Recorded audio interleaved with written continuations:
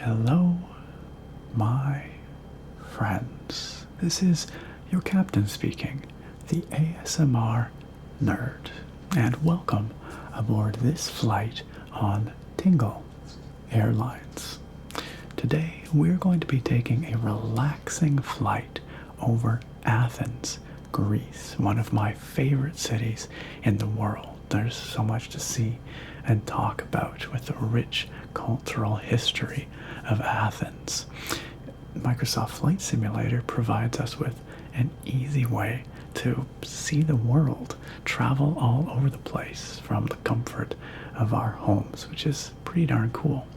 But you know what else provides us an easy way to travel the world from the comfort of our homes? This video's sponsor, Surfshark VPN. Surfshark is an award-winning VPN service that lets you travel the world with just one click. And right now, you can get 83% off and 3 extra months for free by using my promo code ASMRNerd, which is down in the video description. Surfshark allows you to connect to services, for example Netflix, from a huge list of countries, which is perfect for unblocking content that you couldn't otherwise access in your home country. Just pick any country from the list and voila, you're connected from there. It's super duper simple. Surfshark also allows you to bypass arbitrary IP restrictions and limitations. For example, I was recently downloading a file, a perfectly legitimate file, from a popular file hosting website where your daily download is capped at 5 gigabytes. Otherwise, you have to wait for a whole day or pay for one of their premium accounts. But with one click, I used Surfshark to change my IP address and was able to finish my download in minutes for free. Of course, Surfshark does all the other security things that a good VPN should do, like protecting your privacy, securing your identity, and preventing companies or threat actors from tracking you online. Not only does Surfshark provide super easy operation and great peace of mind, but with my promo code, it also offers amazing value. You can save 83% and get 3 extra free months using my link in the video description. It's also got 24/7 support and a 30-day money-back guarantee, so you've got nothing to lose.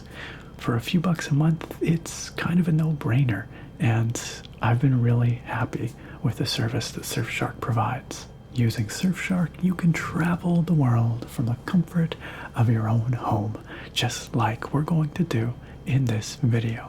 So fasten your seatbelts, grab some snacks, adjust your neck pillow, and let's get ready to fly.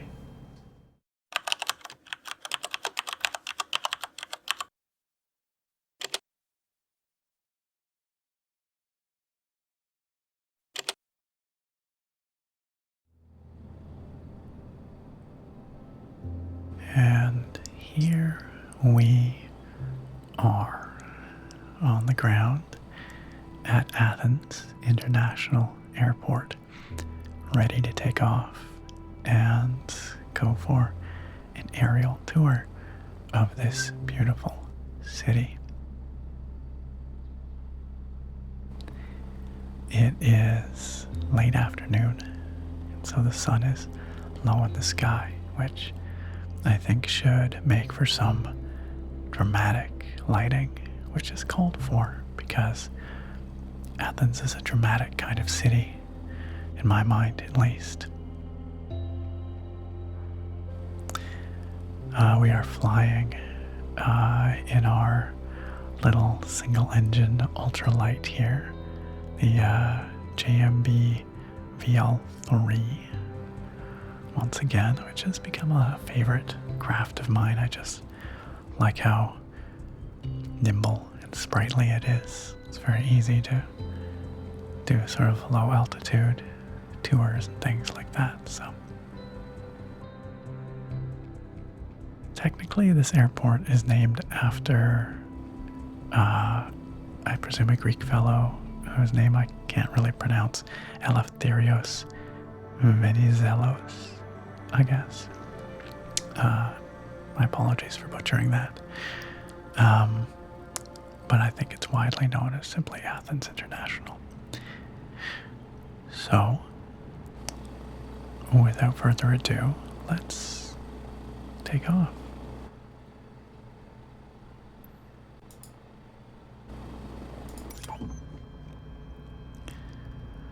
Okay, here we are. So let's let off the parking brake. Let's throttle up.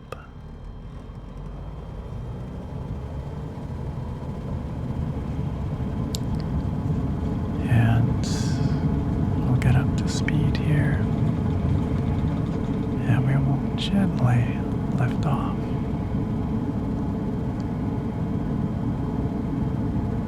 Well, there's a plane coming in to our left there, you can see. Or, yeah, it's probably circling, I guess. Alright, let's pull up our landing gear. Now, you might be able to see down on our, I don't know what you call that, VFR map, I guess. The bottom right there, that well, actually, you really can't tell at this zoom, but we are east of Athens. Athens International Airport is quite a ways east. Get a little bit of altitude here. Let's level off. And now we're going to have to adjust our heading here to fly into the setting sun. That's the way to Athens. It's a hazy late afternoon here, isn't it?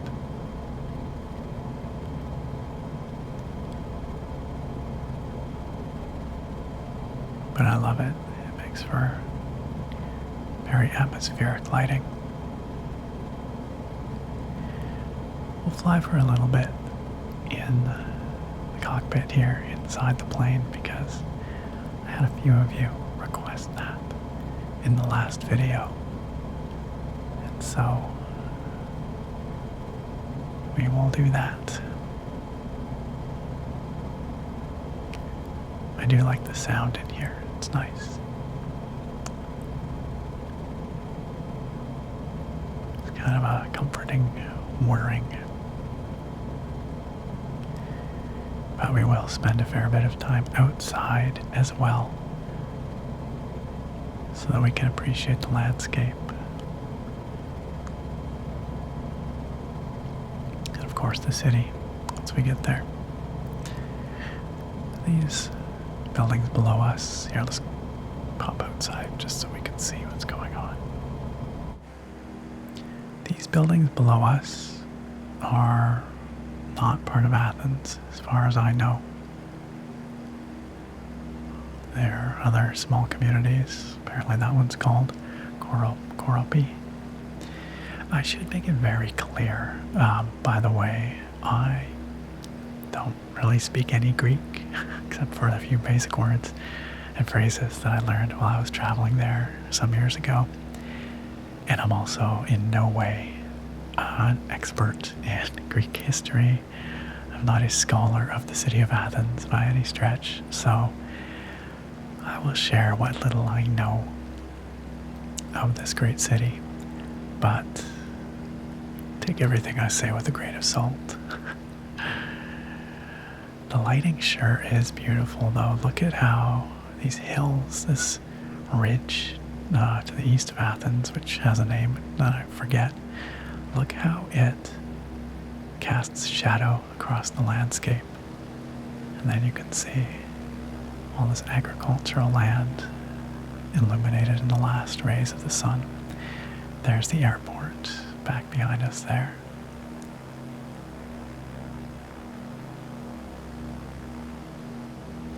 And spread out around us is the region known as Attica, or the Attican Peninsula.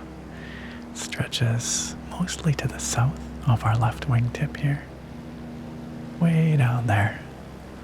This was the area which in ancient times was largely controlled by Athens, and the population of this area comprised, at least at one point, the voting demos, the citizens of Athens. And now you can see the beautiful city of Athens spread out ahead of us, just being revealed behind this ridge. And the city of Athens today, I believe, has around 4 million residents, which, if Wikipedia is to be believed, makes it, I believe, the 13th largest urban area in the European Union. So let's slow down a little bit as we approach. And we've gained a lot of altitude here, but we will want to see more of the city up close. So we will drop a little bit once we get over this hilltop. You can already see just off our nose there, very distinctly, the Acropolis of Athens, the most famous landmark here, where the Parthenon perches atop. And off to our left, you can see the coastline with a couple of major ports, including the port of Piraeus, which was Athens' historical naval port, as well as its modern foremost port for departures of ocean liners and all kinds of vessels, ferries that ply the Aegean.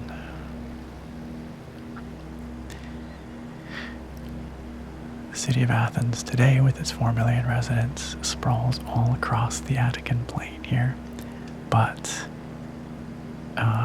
it has been inhabited for a very long time in one form or another. Some people think as long as 10,000 or 11,000 years that people have been here. Whether there's archaeological evidence for that, I'm not sure. But classical Greek occupation is certainly well attested to by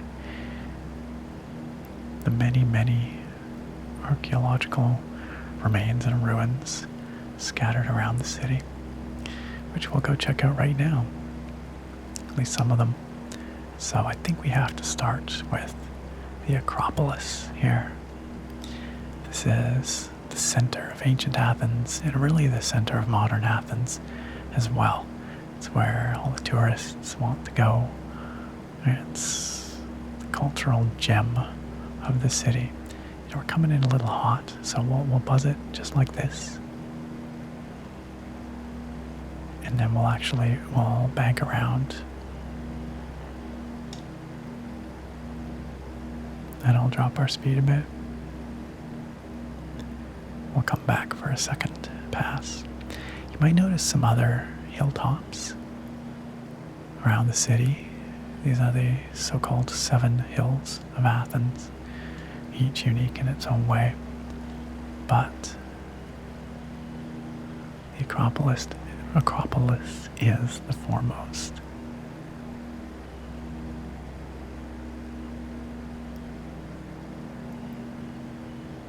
Okay. So we'll swing around the south side here because that gives us the best view of the majority of the monuments on the Acropolis. And what we'll actually do is we'll bank in just like this, and then we'll hit the pause button there, the active pause, so that we can really appreciate what we're seeing here. So the Parthenon of Athens is the large structure right off our left wingtip, right off our left. And it is, of course, one of the most famous ancient buildings in the world. It is nominally a temple, a former temple, that has been used as many other things over the years. And it was constructed in the 440s and 430s, I believe, BC, over the course of about a decade. And it was built to honor the goddess Athena, who was the patron goddess of Athens, and built in celebration of the Athenian victory over the Persians, the invading Persian forces led by Xerxes during the Greco-Persian Wars some 30 or 40 years earlier, 50 years, I guess. And this was part of a massive building project to spruce up the Acropolis with all kinds of new structures. And over the course of the golden age of Athens in the late 400s BC, there were a variety of structures built on the Acropolis. Off of our left wingtip now, there, this is the Propylaea. The Propylaea, as well as some other structures, I believe, a temple to Athena Nike, some other things. But the Propylaea is the approach, the gates of the Acropolis, and it has been reconstructed in this very beautiful edifice that you can walk up today as you come from down below here, and you make your way up onto the top of the Acropolis to view the Parthenon and the Erechtheion, which is this other smaller building to the north of the Parthenon. Off my left wingtip once again, another sort of a secondary temple, I believe, very famously known for its caryatid statues, which are these gorgeous sculptures that hold up a porch, the porch on the southern side here, which you can just barely make out there. They're basically pillars, but they're sculpted as caryatids, which I'm actually not quite sure what their significance is mythologically, but they're figures of women, winged women. And those are the major structures that still stand on top of the Acropolis to this day. Although, as you can see, there are many tumbled stones and pillars and columns scattered about on the top of the Acropolis, which are being actively restored, as I understand it. The Parthenon is undergoing active restoration, has been for many years, and perhaps there are other structures yet to be, reconstructed. I'm not sure, but it's an ongoing project. The Parthenon itself was very heavily damaged in the 1600s during a war between the Ottoman Turks and the Venetians, I believe. The Ottoman Turks were occupying the Acropolis and using the Parthenon as a munitions depot, and a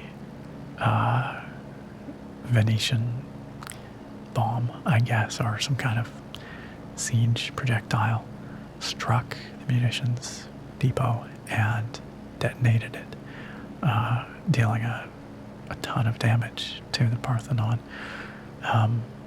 which is very unfortunate because up to that point, my understanding is it was fairly well preserved from ancient times. So now modern archaeologists are doing the work of trying to piece it back together and restore its former glory. Let's undo the active pause here and go for another pass around just to keep things interesting. There are some other structures out this way that you might see, which we will talk about in due time. But let's back around here again and take another peek at the Acropolis, because there's more to talk about still. So this might be a decent vantage point to talk about these theaters that you see. There's one off our left wingtip and one sort of up to our right wingtip there. So the one to our right of far right wingtip currently is called the Odeon of Herodes Atticus, and it is actually a Roman period theater, so it was not present during the classical Greek period. I believe it was built in the late 2nd century AD, but it is in pretty darn good shape, and it is used for modern performances. You can sit in the seats and watch plays and musical acts and things like that, and it is well known for its beautiful facade on the front here, which you can see if we swing around a little bit. There we are. Facade which is now illuminated beautifully by the setting sun. Over off to our, I guess, our left wingtip, but to our right at the moment from this perspective, is the theater of Dionysus, the god of revelry. This is an ancient Greek theater which has been restored to some degree, and it is, to my understanding, where all the great ancient Greek, plays, the tragedies, the dramas would be performed and take place. It is, a very literal sense of the term, the birthplace of modern drama in the Western world. And so it is a very special spot, and you can go there. You can walk about, you can sit in the seats. There's some really neat spots where you can see there are what used to be thrones for special individuals, important politicians or that sort of thing. And you can sit in those thrones, if I recall correctly. Maybe you can't anymore. I don't know. But when I was there, you could wander around and sort of check it all out. But Greece is, understandably, fairly protective of its cultural treasures, and I think becoming increasingly so. So whereas in years past you might be able to climb all over these ruins, sit on things and whatnot, I think they are less open to that these days. Because over time, hundreds of thousands, millions of tourists do leave their mark, polishing away ancient stone and such. So that is the major features of the Acropolis from here.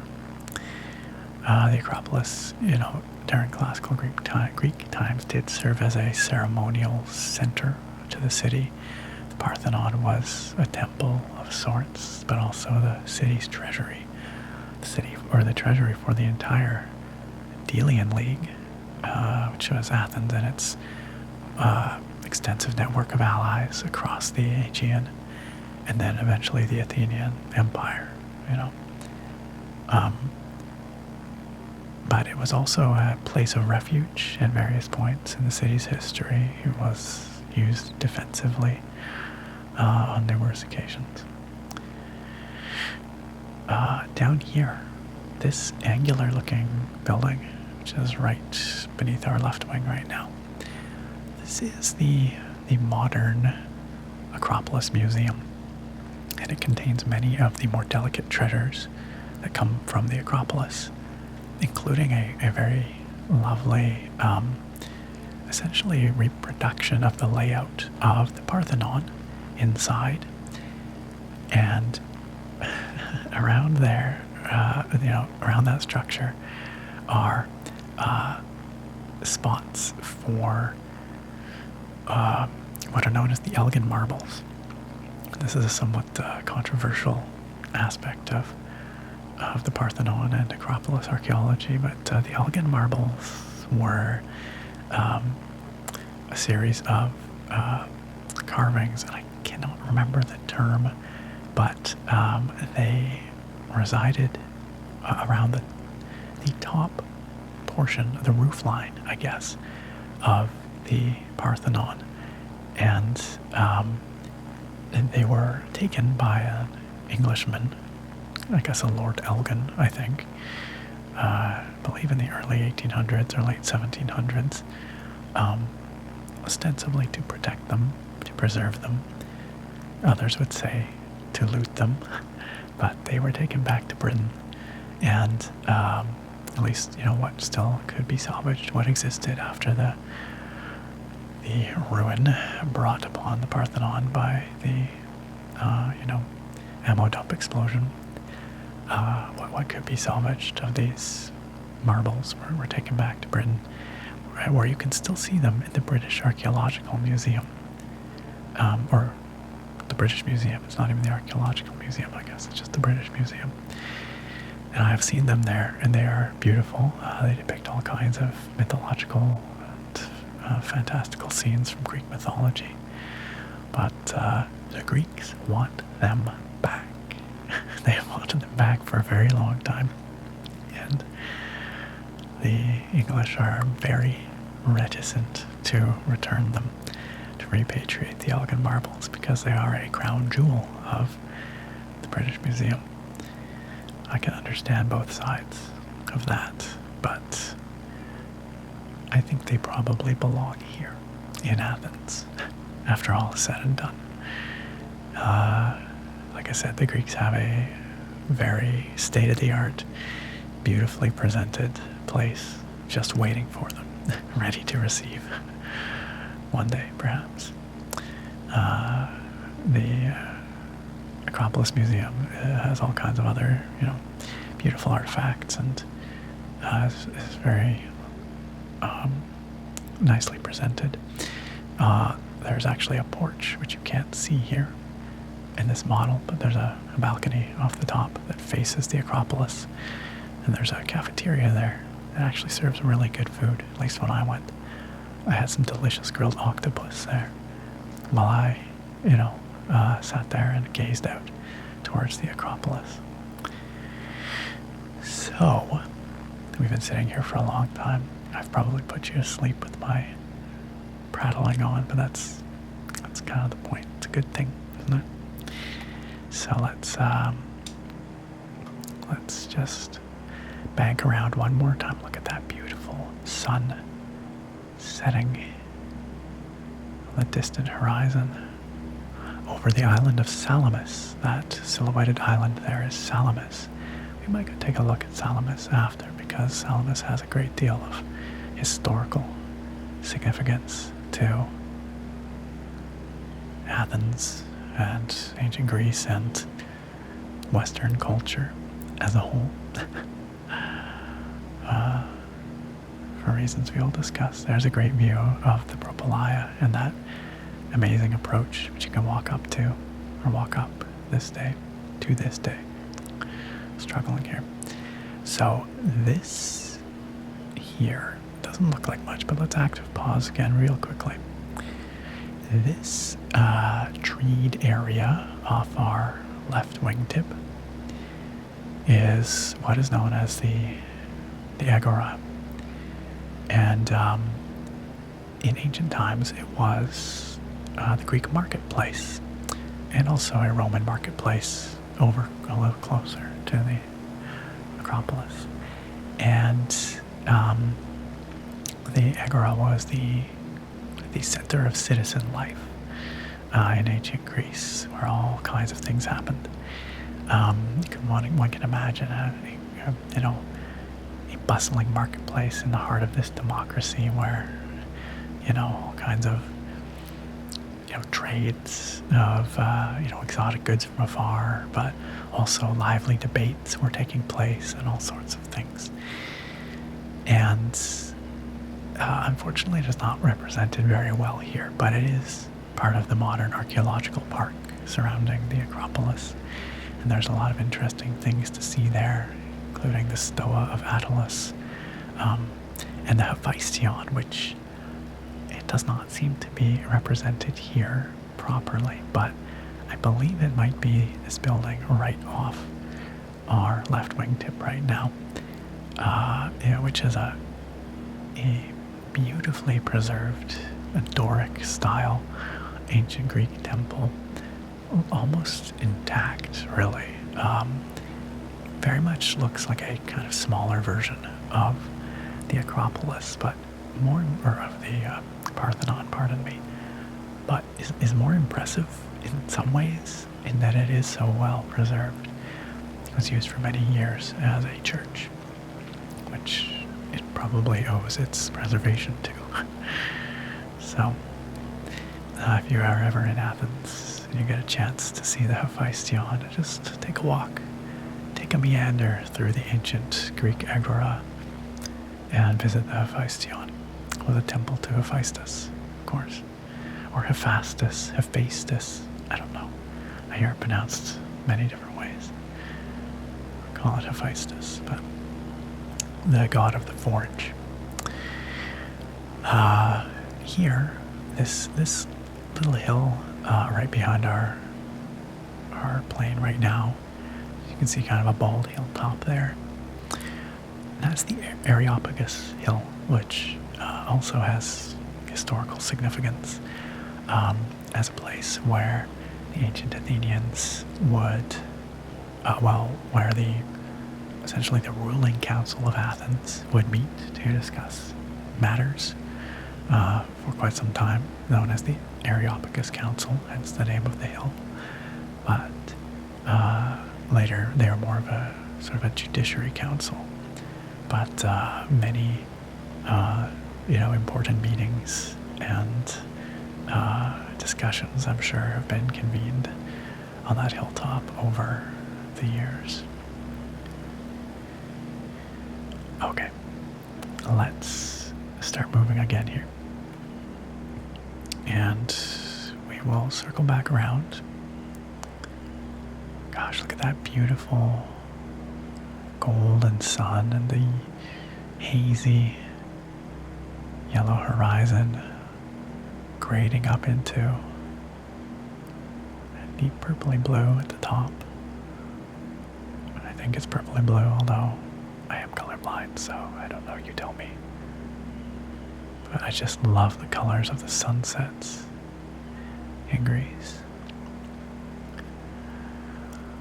So if we fly back past the Acropolis, we will be flying over a few other landmarks of note. Well, many landmarks of note, but a couple other that I'll talk about briefly here. First off, this one right below us, not very well represented here, but this rectangular shape, just ahead of our right wing. This is the temple of the Olympian Zeus, which is a temple that was started during classical Greek times, I believe, and then abandoned, never finished. But it was going to be a big one, as you can see by its footprint there. But there are still a handful of beautiful columns still standing at the western corner, and some tumbled columns as well, which I believe were actually maybe erected later, because I believe they are more in the Roman style, with the detailed capitals, the ornate capitals, but I could be wrong about that. Anyway, it's a site worth seeing if you are visiting Athens. It's a cool spot. And then ahead of us are two structures. This one that we're just flying over now, which I cannot remember the name of, I must admit, but it was built in the 1880s and 90s in preparation for the first modern Olympic Games, which took place here in Athens in 1896. And this was a major center for that sporting event. But this horseshoe-shaped structure that you see just ahead of our plane here, this is the Panathenaic Stadium, and it is unfortunately very poorly represented here in Microsoft Flight Simulator. You can see it's weirdly lumpy. There's no actual structure there, so to speak, or to speak of, but this was the stadium built for those 1896 Olympic Games that brought the Olympics into the modern era. And it was also used again, of course, in 2004 when Athens hosted the Olympics for the second time. One of the very few cities in the world that has done so. So it's a pretty neat structure to check out if you are visiting the city.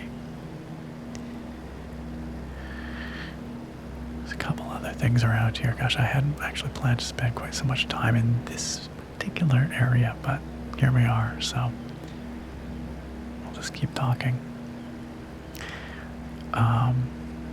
This structure right here, right below the nose of our airplane, right now, this is the Syntagma, and just in front of it is the Syntagma Square. This is where the modern Parliament of Greece meets, and is sort of the civic center of modern Athens. And I believe, I'm not sure, I think you can take tours of the structure. We just hung out in the square up front, took some pictures, but this is sort of the heart of modern Athens, this area, sort of around the Acropolis and over towards the Panathenaic Stadium and Syntagma, at least the touristy heart of modern Athens. Now maybe Athenian residents would argue that otherwise, that there's, other places to be in the city, but as a tourist, this is sort of the center of it all. Down here, right about below us now, there's an amazing museum called the Panathenaic Museum with some gorgeous jewelry, tapestries, dating all the way back from, things from the Archaic period all the way up to sort of modern Greece. It covers the entire history of the country, including the, modern Greek independence, relatively modern, in the last century and a half. Well worth visiting, some incredible treasures there. And the National Archaeological Museum, somewhere out there, off to the north. I honestly don't know exactly where it is relative to us here. I remember when we visited, we took a streetcar, a tram kind of thing, and it was pretty quick to get up to the National Archaeological Museum from where we were staying, which was near the Plaka area around the Acropolis, but it's up that way. So the sun continues to set. Oh, that's gorgeous. And the lights of the city are slowly winking to life. You can see the Acropolis itself and the Parthenon beautifully illuminated. Just gorgeous with its dramatic lighting. This is the view that took my breath away when we first arrived in Athens. We arrived at nighttime, and we came from the east because we were coming from the airport, of course, and we just got a taxi. And as we drove by, right about on this route here, I saw from below, of course, the Acropolis all illuminated like that, the Parthenon underlit like that, and it was breathtaking. I couldn't believe I was here because my love of ancient Greek archaeology, mythology, history comes from when I was quite young, and traveling to Greece is something I had imagined for many years. So finally getting to do it, being there, seeing the Parthenon, was just such an incredible moment I will never forget. So where we are traveling right now, where we are flying, is actually a a historically significant route. We are flying towards Piraeus, which, as I mentioned, is one of the major harbors, one of the major ports for modern Athens, but for ancient Athens as well.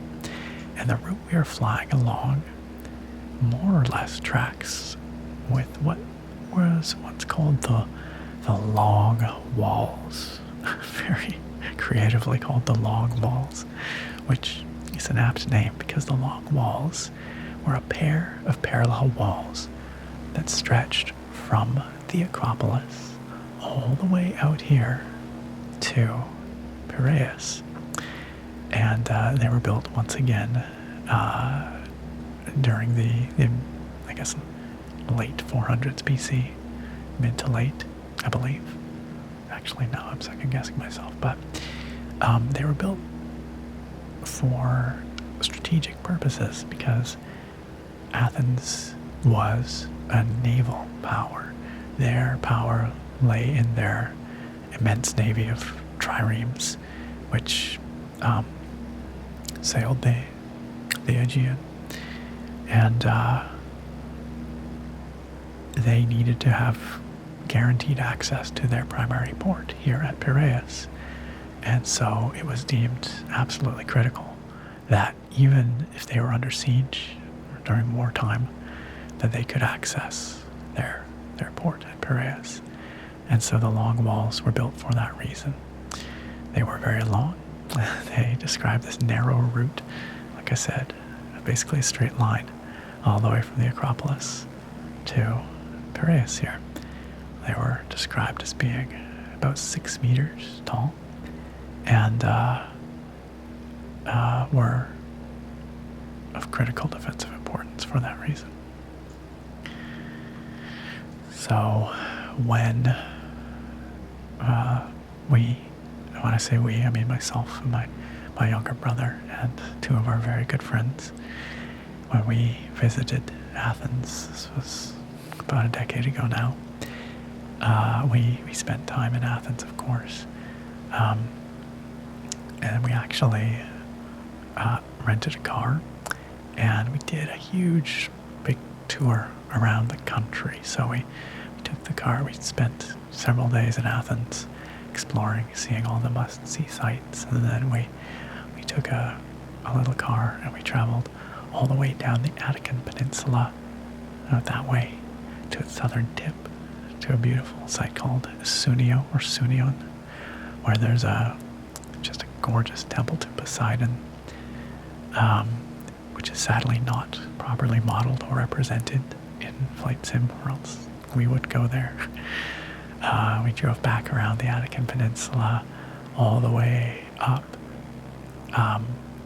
We drove through to Delphi, the site of the ancient Delphic oracle at Delphi, to Pythia.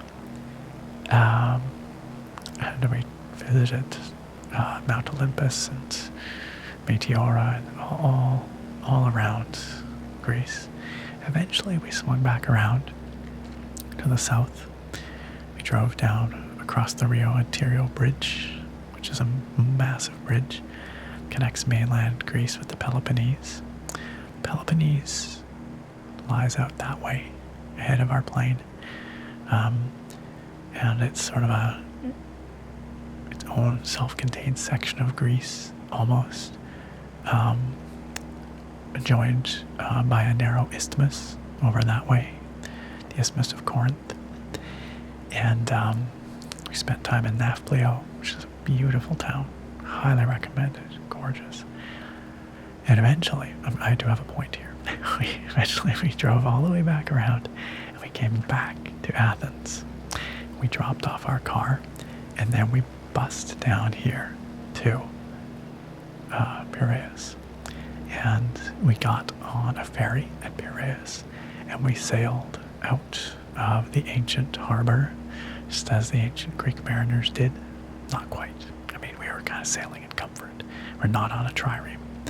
But we sailed to the south all the way to Crete, the island of Crete, which is such a beautiful place.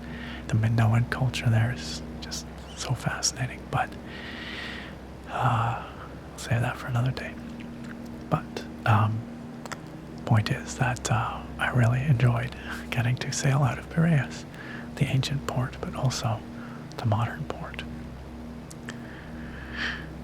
Oh goodness, I feel like we've not done a lot of flying here, so let's do a little bit more flying. We will head over this way to this unassuming island ahead of us here, which is Salamis. Salamis, you might know Salamis from the Battle of Salamis, which was a pivotal battle in the Greco-Persian Wars, the turning point, some might say, in which the outnumbered Greek navy delivered a crushing defeat to the Persian navy, which was attempting to rout them, basically, mop up the Greek fleet. And this was largely due to the incredible strategic maneuvering of Themistocles, the admiral of the Greek fleet. And upon the defeat of the Persian fleet, Xerxes, the I guess the emperor is not the right word, I should really know, we'll say emperor, but the king, I guess god king of the Persians, who was leading the invasion here, basically just rage quit. He basically just left. He watched the whole thing play out from a hilltop, one of these just over here, I believe.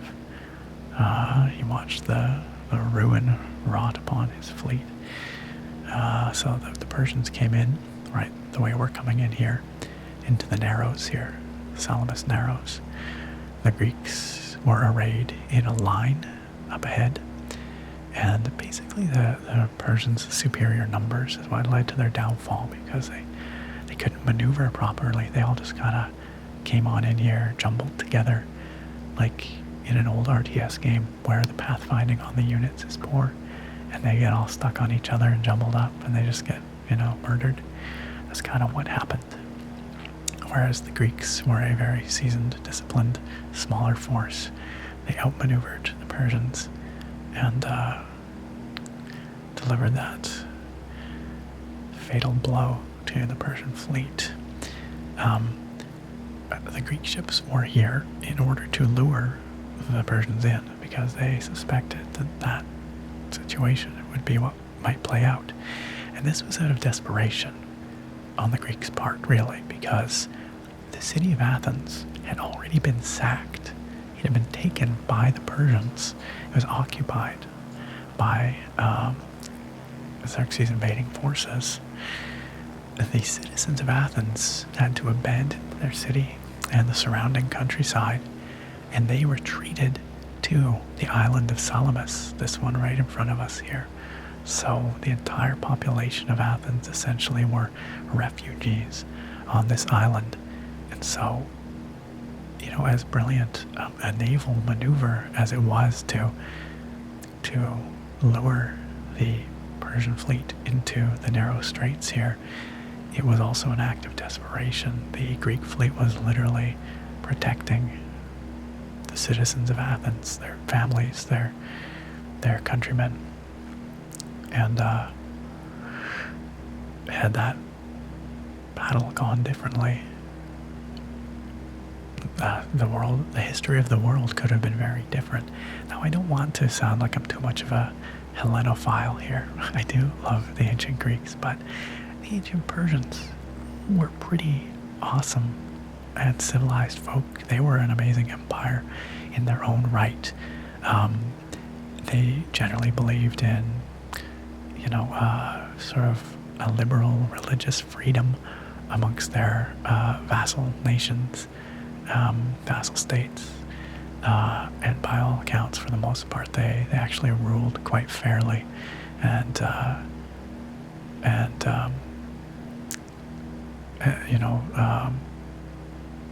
in not a sort of iron-fisted or violent way. But the Greeks, the Athenians in particular, were fiercely independent, and they had no interest in being subjugated by the Persians. So this battle was the result. And with the defeat of the Persian navy, Xerxes withdrew. He left behind a general to attempt to kind of roam around and beat on the Greeks some more, maybe try and take some stuff, but it didn't really work out, and eventually they just retreated. And that was that. It's the last time the Persian Empire attempted to invade mainland Greece. and it was after that a Greek Athenian democracy and philosophy and science and culture and drama and all of that, architecture, all that flourished. And that was when, the Acropolis was overhauled and the Parthenon was built and all that good stuff. So a real turning point in history, if you believe in such things, I guess.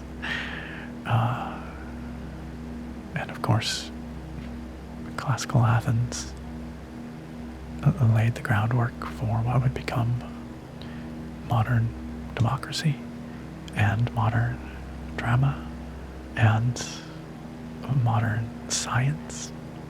It wasn't the only culture to do so. Many others around the globe made and have made very significant and important contributions in those areas as well. But ancient Athens was certainly one of the foremost and sort of one of the shining lights of what some might consider, modern democratic ideals and the foundations of Western culture, whatever that means, modern Western culture, I guess. Well, my friends, the sun is set, the night is falling, the stars are emerging in the sky, the countless twinkling lights of Athens are stretched out below us. And I think we've had a solid history lesson here. I must admit, I hadn't really planned out a history lesson. I just had a couple of talking points that I kind of wanted to bring up about the Acropolis, Parthenon, all that. But I might have got a little carried away. We did a lot less flying here than I had planned, and a lot more talking while frozen in the air. But we still went on here. Oh, you know what? I was terrible. I promised more cockpit time, and then I did not deliver more cockpit time. We've been outside the plane almost this entire time. So here, for you who prefer it in the quiet, cozy interior, let's just jump back in here and let's just enjoy the sights as night falls over Athens and the Attican Peninsula.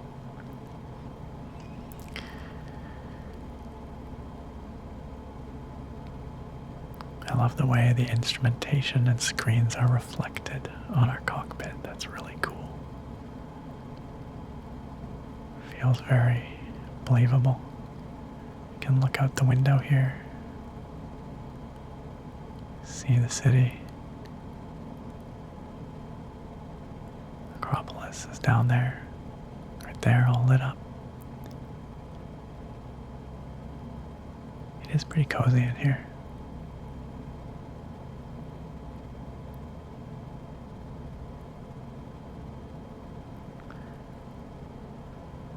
Beautiful.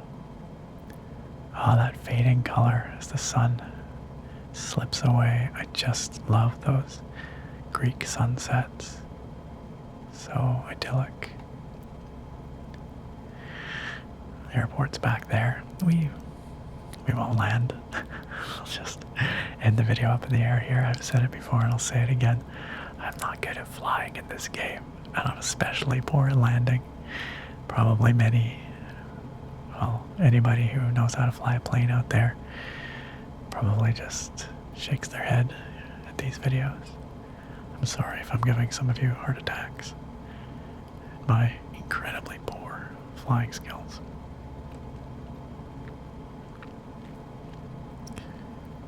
To the south here, again, Cape Sunion and the beautiful Temple of Poseidon out there, which we can't see. Regrettably, it's not modeled in this game. But also an area of great historical importance because the silver mines of Laurium, or Lorion, depending on what you read, how you pronounce it, are situated at the southern end of the Attican Peninsula. And those silver mines produced a lot of silver back in the day, and that silver was largely what funded Athens' navy, its incredible naval power, which, as I already mentioned, is how Athens exercised and extended its power across the Greek world out into the Aegean. And how it enforced its will, really, over the members of the Delian League. And of course, ultimately, how it fended off the Persian advance.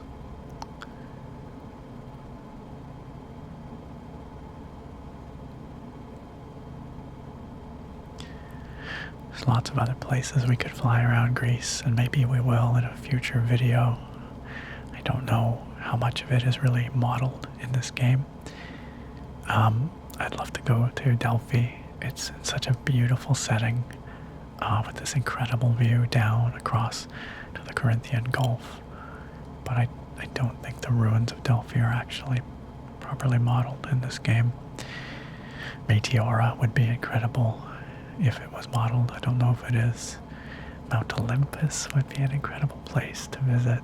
Again, if it's, well, it should be modeled. It's a piece of land. It's just part of the DEM, the digital elevation model. But there's also an entire world to see out there. So maybe we best go some other places after this. If you have a request, somewhere you would like us to visit from the air, please feel free to suggest it in the comments. I'd love to hear where you'd like to see. The world is our oyster. And I decided to do Greece here because it is one of my favorite places that I've ever visited. Athens is one of my favorite cities. I thought it would look good from the air, which it very much did. And I was actually talking about this on a Twitch stream a few days ago, where we played Flight Sim, and we flew over Hawaii. We visited Oahu, then we flew over to Maui. We talked a bit about the geography and culture there, and I shared some of my experiences traveling there. We flew up the great volcano of Haleakala on Maui, which some of you might be familiar with. That was fun. But if you ever want to come hang out with us on Twitch, twitch.tv/theASMRnerd is where you can find me. There's a link down below this video. And I encourage you to come visit. I'd love to see you there. I stream on Thursday and Sunday evenings around 9 p.m. Pacific time. So sometimes we play simulator games like Euro Truck, or recently Flight Sim. Other times we play Skyrim or Morrowind or whatever game strikes my fancy, really. It's a good time. I always like to say good games, good friends, good vibes. Some awesome people there.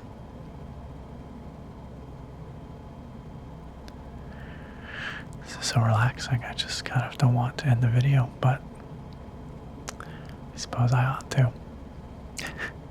at some point. We probably should. But you know where else there's some amazing people, aside from just our Twitch streams? There are some amazing people on my Patreon. You could be one of those amazing people if you would like to support what I do here on this channel and get some really cool exclusive perks while you're at it. Take a look. There's a link down below this video. Alternatively, you could also join my channel here through YouTube's membership, which gets you the same perks plus a couple of little extras. You get a badge when you comment on my channel, videos on my channel, or chat in my live stream chat here on YouTube. You also get access to some fun emotes for joining as a member here on YouTube. And of course, everybody who supports that way is very generously supporting and contributing to the continued creation of content here, what I do here, which I appreciate so very much.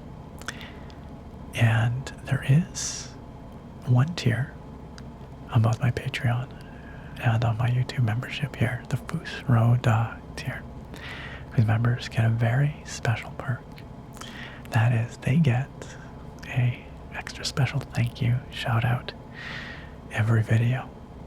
So our Fusroda tier supporters for this video are Angel Garcia, Blacktooth Bob, Drummer Britt, Jake Luffney, and Kyle Nelson. A huge thank you to those very kind individuals once again for their very generous support. And a thank you to all of our patrons and channel members for your support and kindness.